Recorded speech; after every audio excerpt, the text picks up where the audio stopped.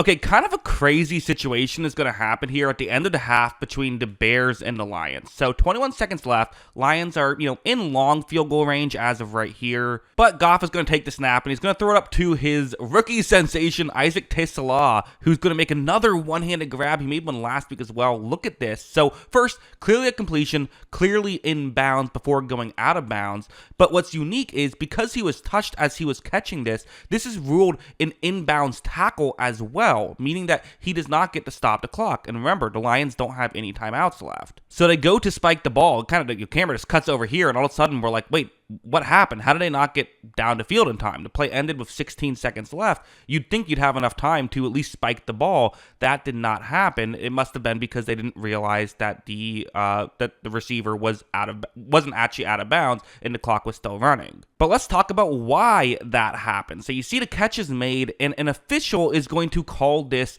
the way that we kind of all read it when we were watching it live, I'm assuming, which is a catch and then he gets out of bounds, so he's able to stop the clock as well. So essentially what happens in this scenario is because an official they stopped the clock and that was a false clock stoppage, you can't say, oh, well, then, let's just keep letting it run. What instead happens is the clock stoppage counts as, as it was actually stopped with 16 seconds left, and then there's a 10-second runoff, meaning that there's now 6 seconds left instead of 0 seconds left. I do have to say, this is an important thing that I think might get missed, because a lot of people were saying, oh, well, in that case, didn't the Bears get screwed? There should have been 0 seconds left, right? Well, let's keep in mind that the Lions would have gotten down to field and been able to spike the ball a lot sooner than they would have had this been initially called that the clock was still running. Maybe they wouldn't have gotten down there in 10 seconds, but they would have at least still gotten an extra play. But heading over here, that's still, every second matters here, because if there's 3 seconds left, you probably just have to kick the field goal at this point. Maybe Dan Campbell still goes for it because he's Dan Campbell, but probably he kicks the field goal here. But with 6 seconds left, you have time for a quick pass. Goff decides to take the snap, and he's going to get a touchdown here. So a blow for the Bears, who some of them were in the locker room.